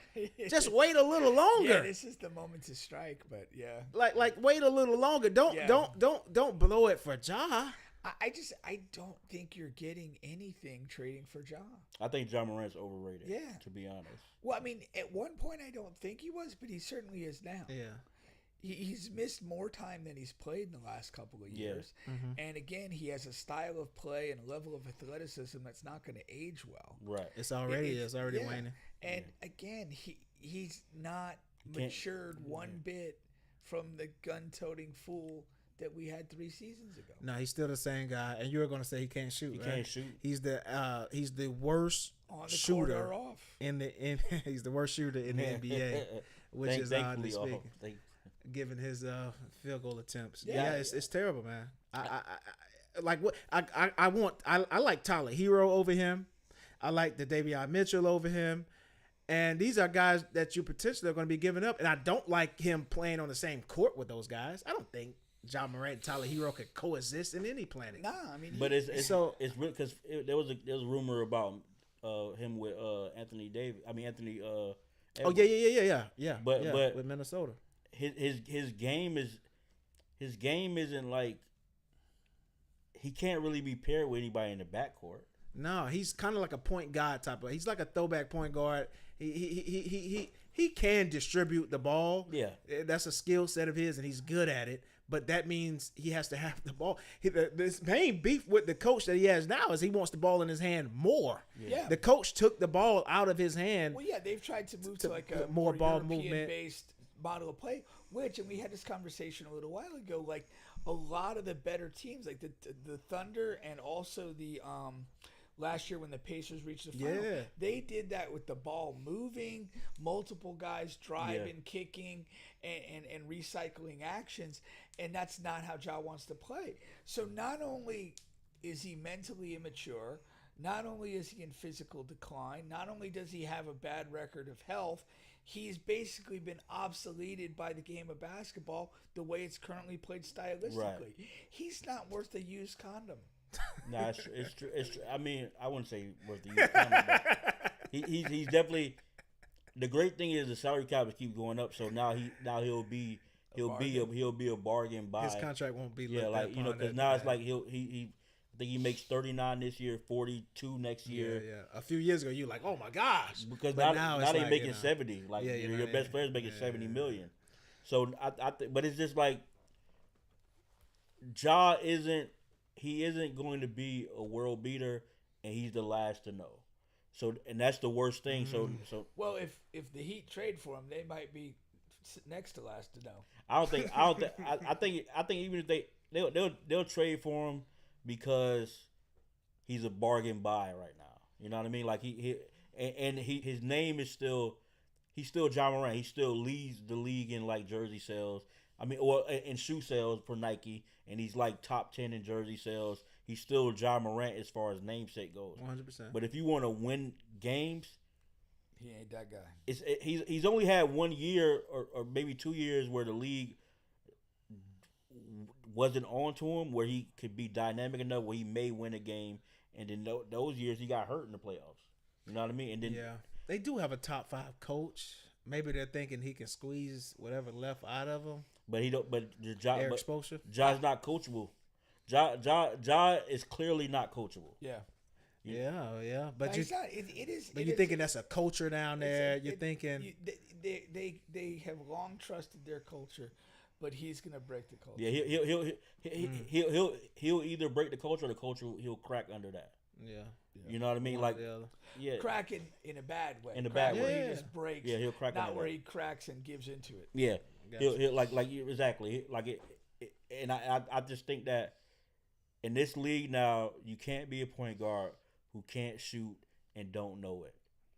You know what I mean? Like it's either you because he is a great. I won't say great, but he's a good distributor. He'll get you 9-10 assists. He's still athletic. He can rebound. He doesn't appear to be the greatest leader. So, I mean, I guess if you go down there with Bam, maybe.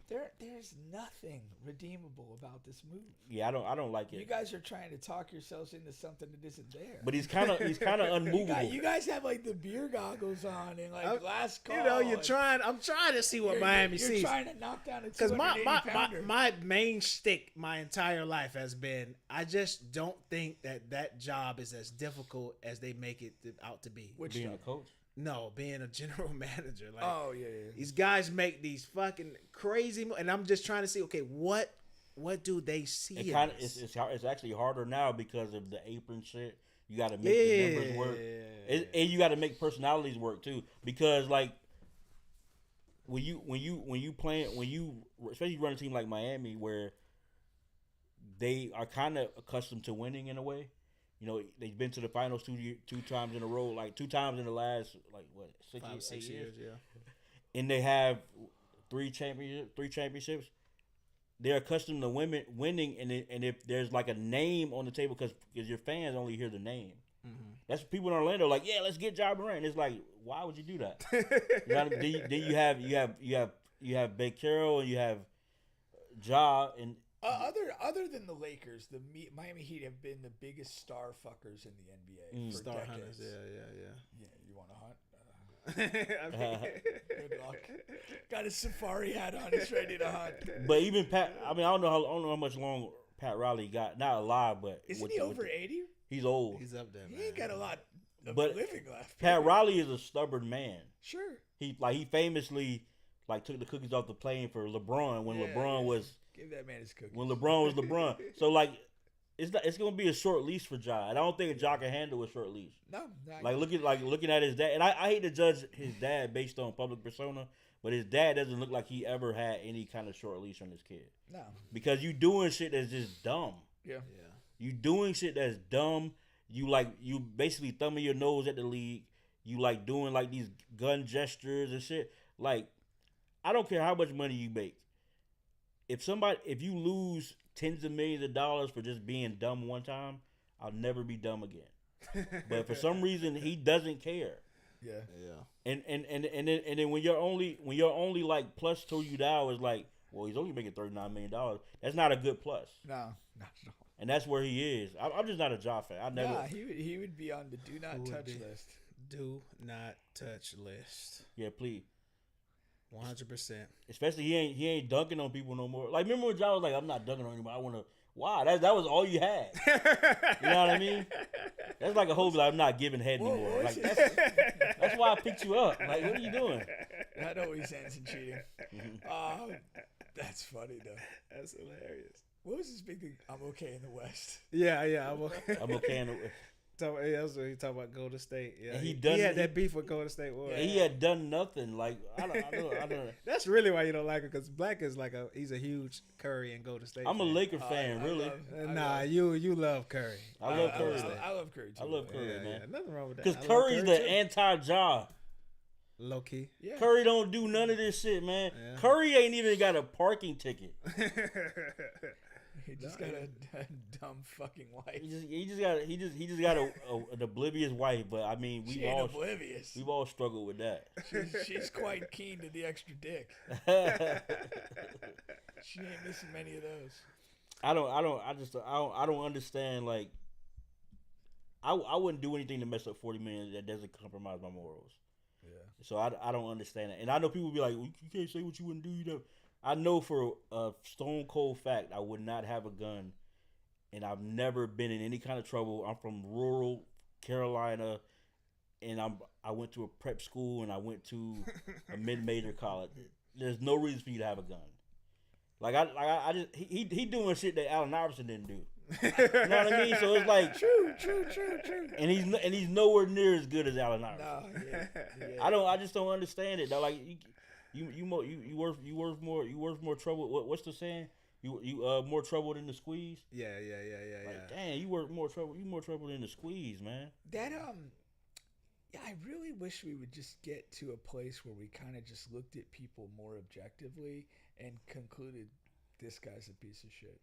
Like early on too. Yeah, because you can see it. like early Jordan on Love being mid and Ja being do not touch. Like there's, it's if you look at the right stuff, it's not hard. It's not, but sometimes you gotta believe the person that's close or that knows. Like you just gotta be. They really don't know because that's a Malcolm Gladwell thing. But sometimes people can fool you too. No, my point is the people that are closer are more readily fooled than the people that are at a remove. Yeah. And Gladwell wrote about this as like a psychological effect. He wrote about Bernie Madoff, the financial shyster. Yeah. And it was like he was a charismatic guy. He had like a good reputation. He made people feel good when they were around him. And so nobody that was kind of in his orbit, even kind of not super close, felt he was a bad guy or capable of doing crazy things. Yeah. There was an analyst that was never met him in his life, but just looked at the data and like the returns this guy's claiming and what his asset, it makes no sense. It cannot be true. And he wasn't swayed by having any sort of personal relationship or Yeah. or being treated nicely or charmed by him in any way. And he's like, he saw through the bullshit. Yeah. No, that's true. That's true. So- I just think from a personal level, like I was first on Ben, and people didn't believe me. On Ben who? Simmons. Oh, Ben Simmons. Yeah, Bubba's lifelong enemy. You're like, man, I don't understand it. I was first on that guy. Let's get to my list here. All right, Right. get to my list. Top 5 most influential athletes all time in the hood. You understand?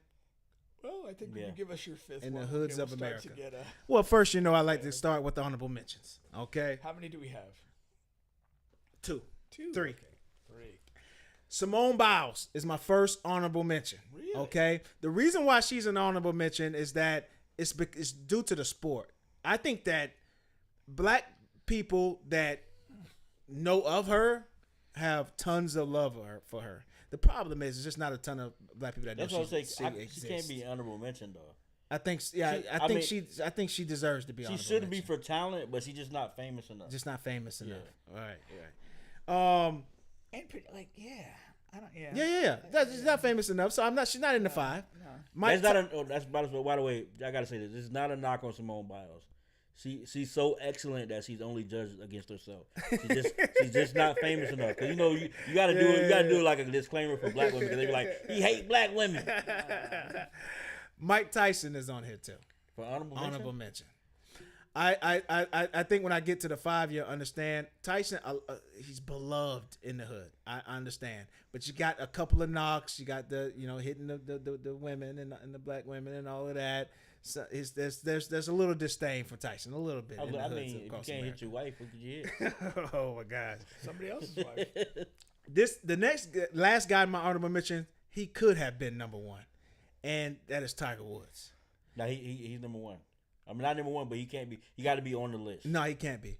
And this is the reason why. Is because the comment. love for Tiger comes from, he was in a sport that black people can give a shit about, and we cared about it when Tiger was there. So it's a lot of pluses for Tiger in that.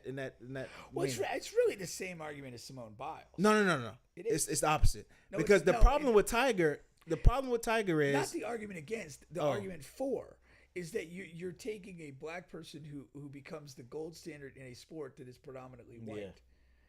And he made a couple $1 billion though.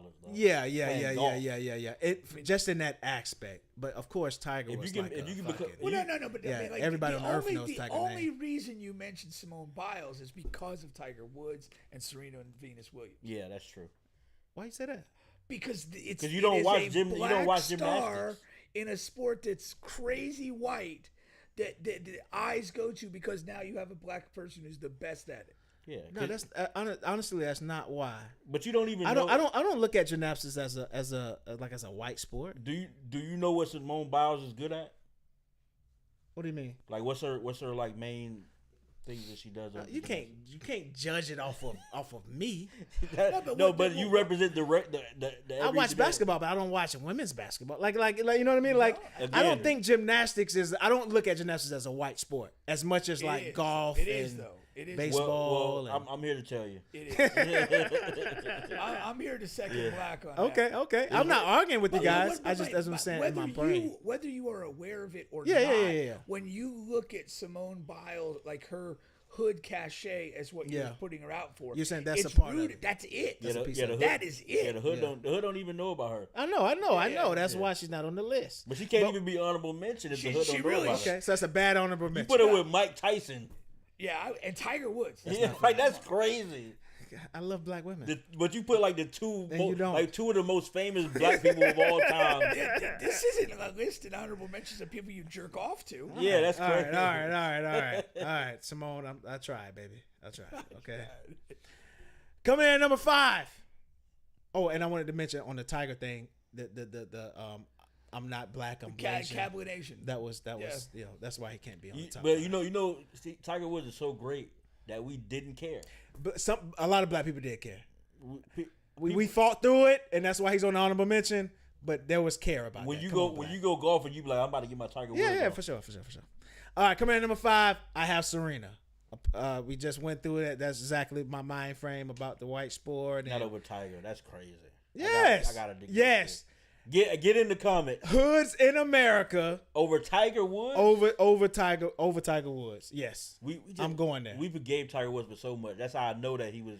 I don't know if we fully forgave him. We just Serena is a monster in the hood, man. Serena became Carbonation or whatever it was. Because of all the white men that she was. No, look at her now. Pull up a. Yeah. When y'all do the clip of Her this. skin getting lighter. Oh, and she's like whatever. Yeah, she lost like 200 pounds. Yeah. But I'm not talking about She's Serena on today. Ozempic like you should be. She Carbonation now. I'm not. Yeah, that's yeah. Yeah, she's not even. She's not even active. They right both married to Caucasians. What's that?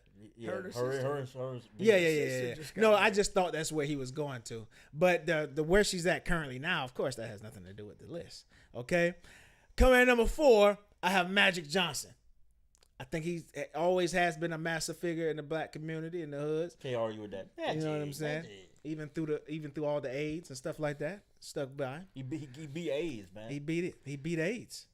Magic Johnson 180. Coming at number 3, I have Michael Vick. I think not over. he deserves to be on this not list. Over Tiger Woods, Kind of man. wild though. We never left Vic's side. When you talk about never leaving his side, some black people did leave Tiger Woods' side when he was like, "I'm not black, I'm Asian." Like that was a real thing. When all that stuff with the dogs, what black people said? Well, white people love them dogs. Yeah. That's true, but they stuck by Vic the entire time. When you go play football, you play flag football. You be like, "I'm Michael Vick." A lot of them do, yeah. But do especially you? Come on, man. But- Look at me. When's the last time Bubba ran a route or threw a pass? Or dropped into coverage? All I'm saying is, if we go play golf right now, when we tee off, we gonna be like, Tiger. Vic is slightly But you more of only an got- era. you only got one. Yeah, we only got one. We got a billion black quarterbacks by now. But Vic was the gold standard for black quarterbacks, and we stuck by his side. You're not even Warren Moon. We gotta come on. Our love for Vic. Don't get me wrong. Black people got way more love for Michael Vick than Warren Moon. Stop it. Which is terrible when you think about it. Well, it's terrible. That's not a part of the list. We just listed facts. Over Mike Tyson, you got Michael Vick. Yes, I do. Mike Tyson right now is like a Mike fucking Vick savant. get more love in the hood than Mike Tyson. No way. Yes. No way. Yes. No way. Yes. Mike Tyson. You're is like thinking a savant. about Tyson because he's a global icon. No, and he's loved by everyone. No, He's I would beloved like by I would everyone. like to do shrooms with Mike and talk about life. How many black people do shrooms? More than you think, actually. Yeah, but that's not like, you know. Probably Michael Vick too. I'll defer to your expertise. Shrooms, we're new on shrooms. We just got to the shrooms era. You know, White folk were on shrooms in the 60s. in the 60s and 70s, man. We behind. Like Coming 60 in at years number back. 2. I have Allen Iverson. Okay. I don't know who number one then. Iverson, I'm happy that you agree. He belongs on this list and high on this list. I mean, just a monster figure in the black community. He had every hood. Iverson just is on. one, dog. There's nobody who can be over Iverson. I'll give you one guess. I guess. Yeah, I guess. Who could be number 1 if Iverson is number 2? Jordan? No. Muhammad Ali. Muhammad Ali Not over Iverson. comes in at number Not 1. over Iverson. And it pains me to say this. You're too young, man. Let me tell you something. I know about Ali. he ducked the drive. Ali, Viacom never you called me. gotta add that era in and the love now that he receives. Like Ali was a monster figure in the hoods of America. 'Cause he stood for something. He was like, yeah, I ain't going to the war to fight the Changs and all that. That's not my word. Okay, The Viacom never called me. The Viacom them. Everything that you describing. Black people was like, whoa, that's my guy. That's the reason why he should be number 1. But for some reason, we just love Iverson more. We love Iverson. We love Iverson more, dog. We got tattoos and cornrows. Most of the people I grew up with got a basketball tattooed on their arm because of Allen Iverson. They had cornrows. We wore the sleeves. We wore the big ass clothes. Yeah, I'm a lifelong Sixers fan because of Iverson. So believe me, Muhammad I Ali understand. Unfortunately, Muhammad Ali should be over Iverson, but he is not. Iverson is the hood hero. He didn't win nothing, but we love Iverson. who's more beloved in the hood, Anwar? Hoods across America. No, any period. sport, Athletes, all athletes, all time. Just the athlete. Muhammad Ali or Allen Iverson? Who's more beloved in the hoods across America? In the hoods too, All time. I mean, where I'm from, All time. Like we didn't. Ali, man. But he was born in Louisville. Yeah, he's for he That's where Ali. he's the darkest person that he knew in Louisville. The Muhammad Ali Museum is in Louisville. Yeah. Allen Iverson is the template of people who play basketball right now. Yeah. I saw Allen Iverson one time at the Grand Bohemian. It was a line where he was, and people weren't doing anything. They just were looking at Allen Iverson. No, for sure. I shook his hand, didn't wash my hands for like 2 months. My mama was Is like, there what the hell? anything to be said that LeBron is not a whiff on this? LeBron or Jordan. And they're not on the list because of each other. No, that's not true. Yes, it is. That's not true. Black guys, if you either a LeBron guy or you're a Jordan guy, you hate the other guy. And that's just how it is. But barbershops across America. if black people, if you had to choose between love, not even basketball, like what Jordan, because think about LeBron doesn't have like an authentic personality. He just be whatever you want him to be. That sounds like you're a Jordan guy over LeBron. That's what it sounds like. That's what people talk. That's how people talk. That's how black guys talk. I'm a Kobe guy. But I do think there's some legitimacy in that, and we've kind of touched on it in different topics in the show. Of he kind of does have a little bit of a problem with authenticity and presentation. You saying as a issue, as a reason, as a thing to why he wouldn't be on the list. Well, I mean, not specific to this, but I do think it impacts it. I do like when you, and it's that kind of what we're talking about with the Stephen A. And there's like an indifference when you lack authenticity and sincerity, you engender indifference. And there's a thing where, like, again, there's certain people that for basketball reasons love LeBron, but I don't think he generates a lot of just neutral love because of his kind of lack of authenticity in the way he tells his stories and talks and kind of contradicts himself. Like ridiculousness, like always on page 3 in the book saying Godfather's your favorite movie, but you don't know one. Godfather is like one of the most quotable movies of all time. Like you could just say you broke my heart, Fredo, and you're like, yeah, I like that. Yeah. Like or just saying like, man, I knew Kobe was going to. I told my friends, man, Kobe probably going to have 81 in that. 81. Like, shit like that. In the internet era, people like, man, what? Nah. That hurts him. I mean, it does hold ultimately, I think, in an evaluation of hood status. No, that impacts it. No, that impacts it. Because that, like, when we talk about Iverson, it is the authenticity. Yeah. It's that, he rolled with the tattoos in the corners no matter what the commissioner or anybody said. And he still had his commercial deals and all that. And that's why he was so beloved. Yeah. Because, again, at the end of the day, he didn't really win anything. He got an MVP. Right. He had a Hall of Fame career, but not... There's plenty of guys that have better careers. Not like the people you name outside of Vic. You named literally the best of the best. Yeah. Iverson is so polarized in that he was like kind of being a fuck up in the league, and the commissioner loved his fucking dirty draws. Yeah. Like, yo, you stop fucking up, man, because I love you. Yeah. Because he's just one of the people that he's endearing. You like him. Yeah, he's a rootable guy. Yeah, you're gonna root for him. So outside of Michael Vick, which I understand, but like he's not like even in football he's not like the most beloved. That was the big when you drop Vick's name, and I understand the arguments that you made, but like every other name you had on that list and honorable mentions. Overall, were such bigger names and bigger figures. And when you dropped it, I was kind of like, oh. It just was like you had to pause for a second. Because it's like Vic, it's like he could have been. I think that's what it is. Like he could have been. I do think history doesn't do him any favors. Yeah, it's like, but he was. I think he was better than a lot of people remember. Because honestly, and I would disagree if this was an argument, but it's true objectively. Kaepernick's over Vic in this argument. Black people love Kaepernick. We was wearing Nike like it was the Sheikies just because Nike gave him some money. Remember that? Like, what the fuck is wrong with us? I don't know if I agree with that. You remember when Nike gave him money after all this shit? yeah. I mean, yeah. And motherfuckers was on the red carpet with Nike shit on. Even though Nike still was selling guns to both sides. Black people don't care about that. He didn't bring the fro back though.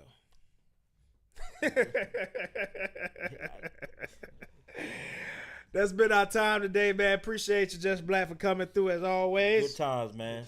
On the bench, we'll catch you guys next week. Simone Biles, I love you. What I was saying is, might be misconstrued. Where is the thing? That was like, dude. Vic. From the Sunshine State, the great state of Florida, and what does your Uncle Charlotte always say? The craziest people in America come from the Bronx and all of Florida. I'm Big Bubba cross my black car. It's booby traps and pit bulls cross my backyard. I'm still strapped, boy, these handguns on Vanguard. I like going against the grain cause my head hard. Bae, I used to thug hard to see this crack hard. I don't thug nothing but the motherfucking task force.